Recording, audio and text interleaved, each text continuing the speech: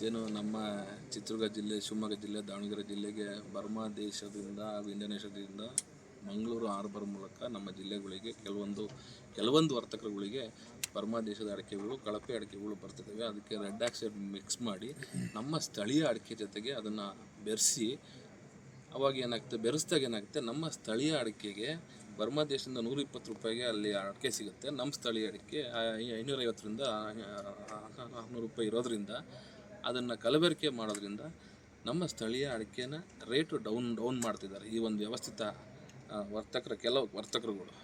ಅದ್ರ ಮೂಲಕ ಅದ್ರ ವಿರುದ್ಧ ನಮ್ಮ ಹೋರಾಟ ಇತ್ತು. ಅದ್ರ ವಿರುದ್ಧ ತದನಂತರ ಏನು ಈ ಬೆರಕೆ ಮಾಡೋದ್ರ ಜೊತೆಗೆ ಇಲ್ಲಿಂದ ಹಿಡಿದು ಉತ್ತರ ಭಾರತದ ರಾಜ್ಯದ ಸುಪಾರಿ ಕಂಪ್ನಿಗಳಿಗೆ ಅಧಿಕ ಮೊತ್ತಕ್ಕೆ ವರ್ತಕರು ಮಾರ್ತಿದ್ದಾರೆ. ಆ ಮಾರೋದ್ರ ಜೊತೆಗೆ ಏನು ಮಾಡ್ತಾರೆ, ಅವ್ರು ಮಾರಲಿ, ವ್ಯಾಪಾರ ಅವ್ರದ್ದು ಸ್ವಾತಂತ್ರ್ಯ.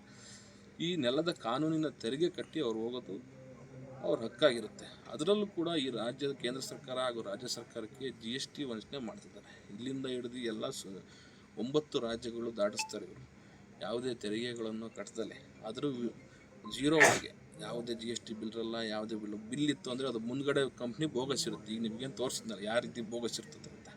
ಇದರಲ್ಲಿ ವಿವಿಧ ರೀತಿ ಬೋಗಸ್ಗಳಿದ್ದಾವೆ.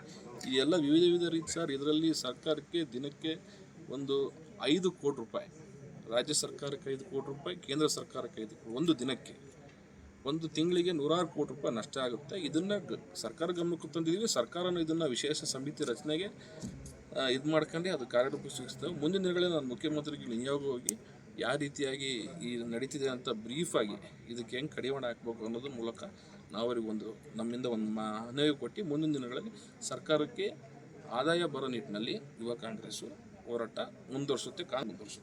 ಸರ್, ಏನಾಗಿದೆ ಅಂದರೆ ಒಂದು ಲಾರಿ ಅದನ್ನು ಮುಚ್ಕೊಂಡು ಹೋಗಕ್ಕೆ ಬರೋಲ್ಲ, ಅದು ಮುಚ್ಕೊಂಡು ಏನು ಲೋನ್ ಮಾಡೋಕ್ಕೆ ಬರೋಲ್ಲ. ಈಗ ನಮ್ಮ ಯುವ ಕಾಂಗ್ರೆಸ್ ಕಾರ್ಯಕರ್ತರು ಪ್ರತಿ ಹಳ್ಳಿಯಲ್ಲೂ ಇದ್ದಾರೆ. ಹಳ್ಳಿಯಲ್ಲಿ ನಮ್ಮ ಯುವ ಕಾಂಗ್ರೆಸ್ ಕಾರ್ಯಕರ್ತರು ಮಾಹಿತಿ ಕೊಟ್ಟರು. ಆ ಮಾಹಿತಿನ ನಾನು GST ಆಫೀಸರಿಗೆ ಮಾಹಿತಿ ರವಾನೆ ಮಾಡೋಣ ಅಷ್ಟೇ. ನನಗೆ ಲಾರಿ ಹಿಡಿಯೋ ಹಕ್ಕು ನನಗೂ ಇಲ್ಲ, ಯಾರಿಗೂ ಇಲ್ಲ. ಆ GST ಅಧಿಕಾರಿಗಳಿಗೆ ಅಕ್ರಮ ಕಂಡು ಬಂದಾಗ ಅವ್ರು ಹಿಡಿದು ಅವರ ಗಾಡಿನ ಸೀಸ್ ಮಾಡ್ಕೊಳ್ಳೋದು ಬಿಡೋದು ಅವ್ರಿಗೆ ಬಿಟ್ಟಿದ್ದು. ನಾವು ಅದನ್ನು ತಡೆ ಹಿಡಿದ್ರ ನಿಟ್ಟಿನಲ್ಲಿ ಈಗ ಒಂದು ಯಾವ ರೀತಿ ತಡೆ ಹಿಡಿಬೇಕಂತ ಮುಖ್ಯಮಂತ್ರಿಗಳಿಗೆ ಒಂದು ನಿಯೋಗ ಹೋಗಿ ಈ ರೀತಿಯ ವ್ಯವಸ್ಥಿತ ಜಾಲ ನಡೀತಿದೆ, ಇದನ್ನು ಯಾವ ರೀತಿ ತಡೆ ಹಿಡಿಬೇಕಂತ ನಮ್ಮ ಮುಖ್ಯಮಂತ್ರಿಗಳಿಗೆ ಒಂದು ನಿಯೋಗ ಹೋಗಿ ಸಂಪೂರ್ಣ ದಾಖಲೆ ಸಮೇತ ಅವ್ರಿಗೆ ವಿವರಣೆ ಮಾಡಿ ಬರ್ತೀವಿ. ಸರ್, ಆರೋಪನೇ ಎಲ್ಲ ಸುಳ್ಳು ಅನ್ನೋಕ್ಕೆಲ್ಲ ನಿಮಗೆ ದಾಖಲೆ ಕೊಡ್ತೀವಿ. ಡ್ರೈವರೇ ಹೇಳ್ತಾನೆ ನನಗೆ ದುಡ್ಡು ಕೇಳಿಲ್ಲ ಅಂತ. ಮತ್ತು ನಾನು ಹೋಗಿ ಅವ್ರು ಹೇಳೋದು ಲಾರಿಲಿ ಹಿಡಿದ್ರು, ರಸ್ತೆಯಲ್ಲಿ ಹೋಗ್ತಿರೋ ಗಾಡಿ ಅಡ್ಡ ಹಾಕ್ತಾರೆ ಅಂತ ಹೇಳ್ತಾರೆ. ನಿಮಗೆ ಲಾರಿ ಎಲ್ಲಿ ನಿಂತಿತ್ತು ಡಾಬಾದಲ್ಲಿ ಅನ್ನೋದು ತೋರಿಸ್ತೀನಿ. ನಾವು ಆ ಜಾಗಕ್ಕೆ ಹೋದ ಡ್ರೈವರ್ ಊಟ ಮಾಡ್ತಿದ್ದ. GST ಆಫೀಸರು ನಾನು 10 ನಿಮಿಷಕ್ಕೆ ಆದಮೇಲೆ ಡ್ರೈವರ್ ಬಂದಿತ್ತು. ಗೌರವಾನ್ವಿತ ಬಸವರಾಜಪ್ಪರು ಪಾಪ ಅವರು ಕೇಸ್ ಹಾಕ್ತೀರಾ ಅಥವಾ ಹೆಂಗೆ? ಇಲ್ಲ, ನಾನು ಅವ್ರ ಮೇಲೆ ಯಾವುದೇ ಕಾನೂನು ಹೋರಾಟ ಮಾಡಲ್ಲ. ಯಾಕಂದರೆ ಅವರು ನಂತರನೇ ಒಬ್ಬರು ಹೋರಾಟಗಾರನ ಗುಣ ಅದು ಸರ್. ಒಂದು ಅನ್ಯಾಯ ಆಗ್ತಿದೆ ಅಂತಾಗ ಹೋರಾಟ ಮಾಡಿ ಪ್ರತಿಭಟನೆ ಮಾಡೋದು ಅವರ ಹಕ್ಕು ಮತ್ತು ಅವ್ರ ಗುಣ.